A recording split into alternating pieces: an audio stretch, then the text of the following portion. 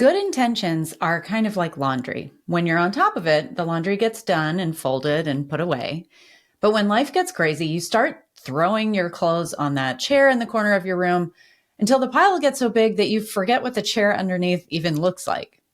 Then at some point, things start to calm down. And one morning you wake up ready to tackle the laundry and get everything back in good order. When it comes to our intentions, that's what January is all about. Many of us have finally gotten off the busy season treadmill. We've had a chance to catch our breath.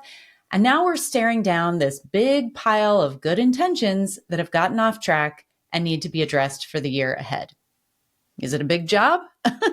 Probably. Will it eradicate the pile forever?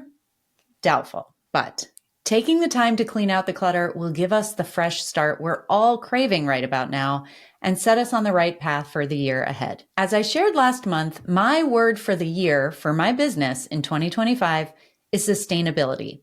And I am here to advocate that you set it as your word too. If you missed the sustainability series that I dropped last month, I highly recommend that you binge it. It's 4 episodes. None of them are super long, but I walk you through how and why I think sustainability should be the primary driver of your business decisions this year. I'm not saying you shouldn't set revenue goals. I'm not saying you can't give yourself a target for the number of clients you want to book. Obviously, those are important and fun kinds of goals to set as well. But when you achieve those things at any cost, whether you're ignoring your need for sleep or your mental health or your friends and family, then you're building a house of cards that's going to fall apart sooner or later. So today I want to share 7 of the biggest problem areas that most photographers really need to address to create a rock solid business that will serve them not just this year, but for all the years to come. Welcome to This Can't Be That Hard. My name is Anami Tonkin, and I help photographers run profitable, sustainable businesses that they love. Each week on the podcast, I cover simple, actionable strategies and systems that photographers at every level of experience can use to earn more money in a more sustainable way. Running a photography business doesn't have to be that hard. You can do it, and I can show you how. The first issue I want to talk about is one that may not apply to everyone listening, but it probably applies to, I'm going to say 80% of photographers in business today. And that is the issue of underpricing your services and undervaluing your time. Photographers need to price for profit, just like any other business person out there in the world, right? We are not setting our prices just to get hired. So what does that mean? That means that you need to actually look at your numbers, actually think about how much money you need to make, not just to cover the expenses in your business, but to pay yourself a living wage. There is no reason that any of us should be working for free in this industry. And if you are struggling to find clients who are willing to pay profitable prices, that's a whole different issue. At the very baseline, you have to know your numbers. You have to understand both what your needs look like, what your expenses look like, and then what your goals look like. And then the math is actually pretty straightforward. Obviously, I offer lots of ways to support you in looking at and evaluating your numbers, as do many other educators out there. But a lot of people just ignore this altogether. They sort of look at their bank account every month and judge whether things are good or not good. And that is not the way to run a business. So if you are in this situation where your pricing is sort of built on what you believe the market will bear, or if you're looking at another photographer and copying their prices, I want you to set a goal in January, this month. And if you're listening to this later, this month, whatever that is, to actually sit down, look hard at your numbers and figure out what your pricing structure needs to be in order to make your business profitable. It's really a non-negotiable item on your to-do list. I know it's scary. I know it can be sort of deflating at the beginning if you look at a number and say, there's just no way. But I promise you, there is a way to get there. The first thing is you have to establish what there is. The second issue that I want to talk about is this tendency that a lot of photographers have to take every inquiry personally. And this goes in conjunction with item number 1 on our list, right? Whether or not your prices are profitable, you are going to hear people tell you that you are charging too much. And the fact of the matter is, they have no idea what too much is for you. They know what too much is for them. And a lot of times, and I've said this before, people will say the prices are too high as kind of a knee-jerk response when the answer is no. It's an easy way to say, it's not you, it's me. I'm just going to, it's too expensive. It's more than we had budgeted. So sometimes it means that that's actually more than they have the budget for. Sometimes it means I've made a different decision, or I've decided not to hire a photographer at all. And we can't take that personally. That's on them, not on us. Now, if you are getting lots of rejections based on, price or really any other reason, that's not to say that you can't evaluate how your website is speaking to people, how your marketing messaging is speaking to people. Who are you attracting? Where are you finding people? One of the common, marketing channels that I have heard people really struggle with is Yelp. Yelp does a really good job of reaching out and getting people to sign contracts where they are paying to have their business listed high up on Yelp. And Yelp is historically, and please reach out to me if you have had great results on Yelp, but I have talked to lots of photographers who have said Yelp was a terrible investment of money for them, because when people go to Yelp, they are absolutely, in many cases, looking for cheap options. So it's, photography is kind of a special category in that it requires trust. Art is priced all over the place. It's not an apples to apples thing. We are not comparing who has the best pizza and all the pizzas cost $20. So if you are marketing on a channel like Yelp, or if people are finding you that way, then you may end up, attracting people who are going to routinely tell you no. The fact of the matter is, when you build a business that works in sort of theory on paper and, set your prices and all this other stuff, then you've got to work on the peripherals, how you're talking to people, how you are presenting your brand. All of those things can be addressed, but each individual inquiry is just a data point. It's not a personal, referendum or judgment on you or your business. And if you can mentally separate those two things, if you cannot take it personally when someone tells you no, you are going to be in a better position to make logic-driven decisions about what you're doing and where you're finding people versus these sort of emotional decisions, which tend not to serve you. The third issue that I want to talk about is overbooking yourself and burning out. Now, this can be a completely separate issue from your pricing. It can also be a matter of not being priced in a sustainable way. And, people see, wow, this is a really great deal. We're all going to book. And you start to take on more and more work because you figure, if I'm not making very much money, I'll just book a lot of work. And ultimately, if you haven't set up your business to support that, you can very quickly get yourself into a situation where you burn out. And that doesn't serve anyone. It doesn't serve your clients. It doesn't serve you. It doesn't serve the people who love you or rely on you. So that is something that we want to be really intentional about avoiding. So when you say yes in every scenario, when you're at your total capacity, but then somebody reaches out and they seem really nice and they seem lovely and like a perfect client. So you know what? I will take that extra session. We'll just add one this coming weekend or something like that. It ends up creating chaos. It creates chaos in your life. It creates chaos in your mind. I don't think that it serves your art.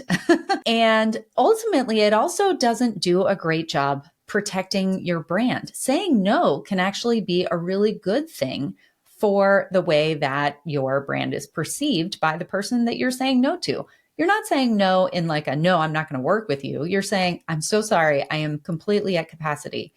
In my own business, I have been, for the last year or so, I have been extremely picky about the clients that I take. So for the most part, I am just serving my existing clients, my member clients, and then people that I've worked with in the past. And every once in a while, I will take a new client if I have the space, if I have the capacity. But for the most part, when people are reaching out and it's a new inquiry, I am sending them to other local photographers. And I'm saying, I'm so sorry, I am booked. What was interesting is that I actually put a pop-up on my website saying that. And I felt like all of a sudden I started getting these inquiries that were like, I'll fit myself into any corner of your schedule. And they weren't saying that before. It was almost like me saying no ahead of time made them want it more. So I'm not saying be false. I'm not saying say no for the sake of saying no. You don't want to create false scarcity. But I do think that setting boundaries can be good, not only for sort of your mental well-being and the clients who have hired you and sort of gotten in while you did have available space, but it's also good for your brand name. So if you are finding yourself inundated with inquiries and, people are booking you, it can be time to raise your prices. It can be time to start saying no to people who are not your ideal client. If you don't like photographing big family, extended family sessions, say no, pass those on to other photographers who do want that work. The other thing that can sort of tie into this are sticking to your other policies. So, rush fees, weekend surcharges, any sort of policy that you have in place, or that maybe for this year, it's time to put into place that protect your time. That is going to help your work-life balance, whatever that is, but it's also going to protect your business. With this, I want to raise something that I have myself been extremely guilty of, and not like way in the distant past, but I still kind of have this. And I think it's one of those deep-rooted issues that many of us probably carry. And this is the concept of using time as a badge of honor. The amount of time that you work, or the hours that you log when you're working on something, somehow is tied to success or your value as a business owner. The fact of the matter is, there are plenty of extremely successful people out there who part of their success, in fact, perhaps the key to their success, is the fact that they have gotten smarter with their workflows. They've gotten better with their time management. They have, outsourced things, automated things. And I have done that pretty successfully in my photography business. I'm still working on it in this business. I am someone who, if I have a few minutes on my hand, I tend to lean into work, and it creates messiness. It, again, going back to burnout and all this other stuff, it can really sort of snowball into a bigger problem. I think much of that for me comes from this like deep-rooted belief that being busy and working hard somehow make me a better person. And that, is a conversation perhaps for another time. But if you relate to that, if you tend to feel like in order to justify your prices, you have to put in those extra hours, I want you to really reevaluate that, because objectively, that's not true. And so how can we shift the way that we think about this in our businesses in order to create space and allow ourselves to kind of breathe? The truth is that as creatives, we have to create space to allow that creativity to flourish within our work and then outside of our work as well. So it is something worth paying attention to. And then item number 5 on my list kind of ties into that as well. And that is, it's like I have to work hard. More work equals more money, equals more success, equals more validation, whatever. And the flip side of that is that, one of the major solutions for hard work or lots of work, working, lots of different checkboxes, is automation. Automation is a very, very inexpensive way and very accessible way these days to reduce the amount of the number of boxes that you have to check on a daily basis. You can automate all kinds of things. Different admin tasks, different, editing can be automated. Lots of different things can be automated and outsourced, but I want to focus on automation.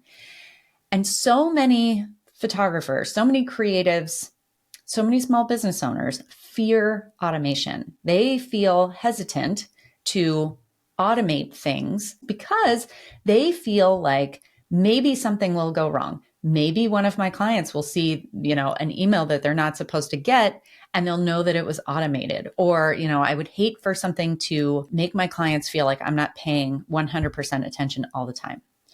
I'm going to bring this back to sort of that mental, psychological, weird thing where as soon as I said I'm not available to be hired, everybody all of a sudden wanted to hire me. It's kind of like that with automation. I have leaned in my automated emails, I'll put like a little thing in there being like, this is a, automated reminder. If this seems wrong, just reach out to me. I think that clients respect the fact that we are running businesses. We are busy people. They are busy people as well. And we have set up systems that are both professional and they're able to, make sure that all of those boxes get checked. As a client, as someone on, the receiving end of any kind of service, I want to know that the person providing that service is taking really good care. And part of that is running a professional business. So it really is a win-win. There are so many amazing tools out there for automating, and you can set those automations up in a way that feels very true to you and to your brand. The sixth point that I want to raise is systems, and no one should be surprised that I want to talk about systems, but the fact of the matter is that systems, kind of like intentions at the beginning that I was talking about, it's like they're great when we first set them up. And then after a while, things get messy. It's like when you first organize the catch-all drawer in your kitchen, where you've got scissors and you've got, extra phone chargers and you've got some markers and whatever. And then that becomes the junk drawer. And so over the course of a few months or a year, that drawer becomes super disorganized and all over the place. And you have to sit down and clean that drawer out and sort of restore it to its original purpose. The same is true for any system in your business. This is a great time of year for you to sit down and look at your processes from start to finish. If you have access to the business plan glow up, I walk you through a whole process where you are sort of taking your business apart down to its component parts, looking at all of them. And then I call it, we're going to Marie Kondo your business. That's what you need to do with each of your systems at least once a year in order to avoid steps that you're doing that you don't need to do, things that are getting clunky. I think that maintaining that sort of lean business will always serve you, and it ends up serving your clients as well. And the last issue that I want to raise is probably the most important. And this is that mental trap that so many photographers and artists and creatives fall into, which is the idea, the mindset that creativity and business are mutually exclusive. I hear so many photographers say, oh, I'm an artist. I'm not really a business person. And they, whatever version of that they say. And they say this not only to themselves, but to other people and even to their clients. And it is such a dangerous mindset. The fact of the matter is, you should be creative in your business. Your business should be run creatively because that's on brand for any of us. But when you speak aloud the idea that you are not a business person, that you are not running a real business, you are sort of creating cracks in the foundation of your long-term success. And that's the opposite of what we want. I need you to do your business and yourself and your clients the favor of believing that you are a business person, that you are a good-hearted business person, that you are a smart business person, a creative business person. You can frame it in all kinds of different ways. This does not mean that you need to put on a power suit and show up in a boardroom. What you are doing is giving your business the respect that it's owed and that is necessary for anyone else to give your business any respect. So of the 7 issues that I have raised here, they're all important. And I know, sometimes it's like pick 1 or 2 and jump in. These all work together. They're all super important to the long-term health of your business, not to mention your mental and emotional well-being. But if you do need a place to start, I want you to start here at the end. I want you to begin with that mindset. Give yourself a mantra, like make a little sticky note and hang it on your mirror. Whatever works for you, I want you to remember you are running a business. You are committed to making good art and in return, making good money. In order to make good on those commitments, you have to charge profitable rates. You have to embrace systems and automation. You have to do things that might sometimes make you feel uncomfortable, like saying no to an inquiry or even firing a client. If you need support, if you need encouragement, you know that I am here for you. If you're not yet part of our free Facebook community, you can join us there. And if you need help with your systems, This Can't Be That Hard has been here for you for 5 years. We will continue to be here for you. And I look forward to watching your businesses thrive. Happy New Year, guys. Well, that's it for this week's episode of This Can't Be That Hard. I'll be back same time, same place next week. In the meantime, you can find more information about this episode, along with all the relevant links, notes, and downloads at thiscan'tbethathard.com/learn. If you like the podcast, be sure to hit the subscribe button. Even better, share the love by leaving a review in iTunes. And as always, thanks so much for joining me. I hope you have a fantastic week.